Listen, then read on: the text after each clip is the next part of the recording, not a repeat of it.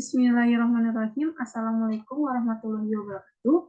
Baik, pada kesempatan kali ini saya akan mempresentasikan terkait mata kuliah metodologi penelitian dengan materi metode pengumpulan data dengan dosen pengampu Bapak Dr. Winnie Eka Putra SE MSc CIKRA CSHS. Dengan saya sendiri, Puan Mahalanti, NIM C1C02082, kelas Ersipul Akuntansi 2020. Pembahasan pertama terkait dengan pengumpulan data dengan pengertian pengumpulan data.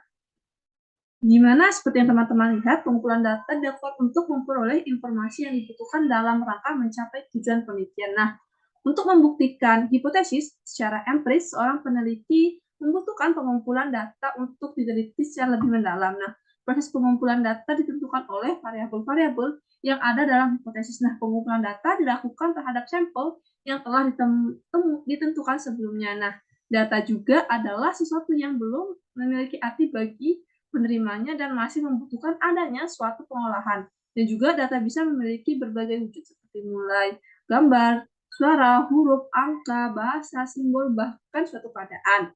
Nah, selanjutnya terkait dengan jenis-jenis pengumpulan data, di mana data dapat dibedakan dalam beberapa kategori, jenis-jenis, dan dapat dikategorikan di antara itu ada 4.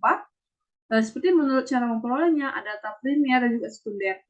Data primer sendiri dapat diartikan sebagai data yang dikumpulkan dan diolah oleh peneliti itu sendiri langsung dari subjek dan objek penelitian. Sedangkan data sekunder yaitu data yang didapatkan tidak secara langsung dari objek atau subjek penelitian. Nah, untuk menurut sumbernya ada data internal dan juga eksternal. Nah, untuk data internal sendiri yaitu data yang menggambarkan keadaan dan menggambarkan dalam sebuah organisasi. Sedangkan eksternal sendiri data yang menggambarkan suatu keadaan atau kegiatan di luar sebuah organisasi. Nah, sedangkan untuk menurut sifatnya ada data kuantitatif dan juga kualitatif. Kuantitatif ini berbentuk angka pasti, sedangkan kualitatif itu biasanya berbentuk bukan angka. Nah, untuk menurut waktu pengumpulannya ada cross section atau incidental, yaitu adalah data yang dikumpulkan hanya pada waktu-waktu tertentu saja, sedangkan data berkala atau time series ini data yang dikumpulkan dari waktu ke waktu untuk menggambarkan atau menggambarkan suatu perkembangan atau cenderung keadaan, peristiwa, dan juga kegiatan. Ya, ini selanjutnya terkait dengan proses pengumpulan data, di mana proses harus terlaksananya sistematis dan terarah agar data yang dikumpulkan bisa dibuktikan kebenarannya. Nah, berikut ada 8 tahap atau proses yang harus dilakukan sebagai tahapan pengumpulan data. Nah, yang pertama ini tinjauan literatur dan konsultasi tenaga ahli, di mana ini dapat diartikan sehingga peneliti benar-benar mengerti apa itu isu, konsep, dan juga variabel yang ada di dalam penelitian.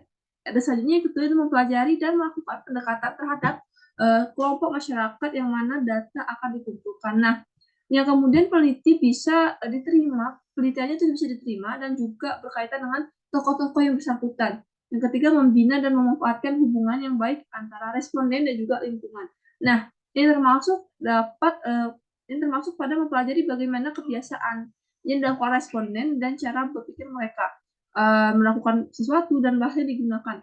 Dan lainnya sebagai untuk mendukung keberlangsungan penelitian. Ataupun juga yang keempat, uji coba atau pilot study. Nah, di mana maksudnya ini untuk mengetahui apakah instrumen yang digunakan cukup dipahami, bisa digunakan komunikatif atau tidak, dan lain sebagainya. Ataupun yang kelima, yang terkait dengan merumuskan dan menyusun pertanyaan. Nah, bentuk pertanyaan yang relevan dan bertujuan dengan tujuan penelitian. Nah, pertanyaan yang dirumuskan harus mengandung makna yang signifikan dan juga substantif. Nah, mencatat dan memberikan kode atau reporting and coding. Nah, dari setiap responden. Nah, berbagai informasi yang diperoleh ini perlu dicatat guna menggunakan proses analisis untuk penelitian ke depannya. Ada juga cross-checking, validatis, dan reliabilitas. Nah, setelah itu dilakukan metode cross-checking terhadap data yang diharapkan dapat menguji lagi kebenaran dan memeriksa sehingga tidak ada keraguan terhadap validitas dan reliabilitasnya. Nah, juga yang ke-8 ini terkait dengan pengorganisasian dan kode ulang data yang telah dikumpulkan supaya dapat dianalisis atau cross-check. Nah, penulis harus dapat melakukan koordinasi dan juga menganalisis data tersebut sehingga tidak ada yang kurang valid atau benar-benar valid.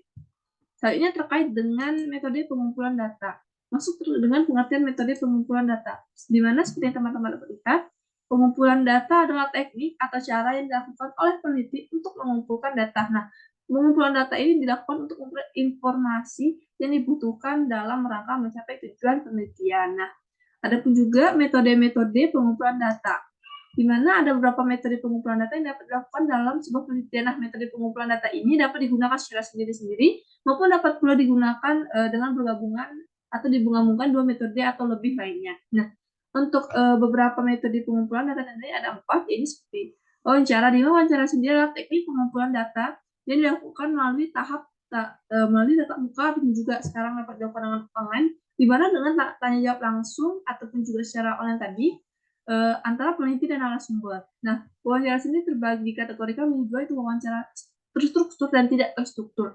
Untuk wawancara terstruktur sendiri, peneliti harus mengetahui dengan pasti informasi apa yang hendak digali narasumber. Nah, pada kondisi ini peneliti biasanya sudah membuat daftar pertanyaan secara sistematis. Sedangkan untuk tidak terstruktur, wawancara biasanya itu wawancara bebas, pertanyaan-pertanyaan tidak spesifik dan namun hanya memuat poin-poin penting dari masalah yang ingin digali dari responden. Yang kedua terkait dengan observasi, yaitu pengumpulan data kompleks karena melibatkan berbagai faktor-faktor dalam pelaksanaannya.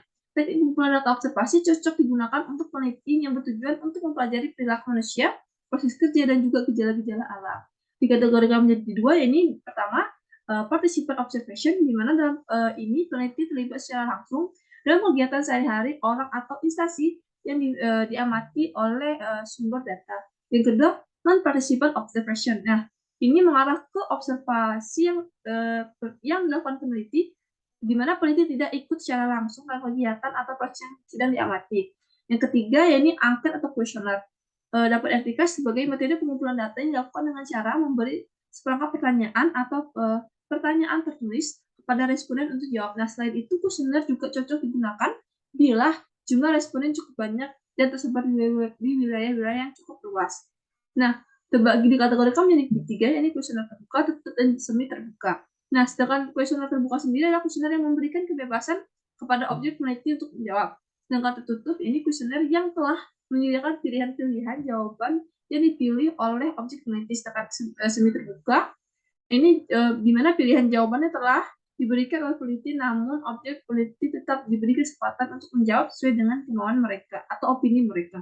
Ada juga yang keempat dengan ini terkait studi dokumen. Ini mengarah ke jenis-jenis pengumpulan data yang meneliti berbagai macam-macam dokumen yang berguna untuk bahan analisis. Jadi kategori kami dua, kata dokumen premier dan juga dokumen sekunder. Nah, untuk dokumen premier ini mengarah ke dokumen yang ditulis oleh orang yang langsung mengalami suatu peristiwa, misalnya itu autobiografis. Dengan dokumen sekunder ini adalah dokumen yang ditulis berdasarkan oleh laporan cerita orang lain atau misalnya biografi.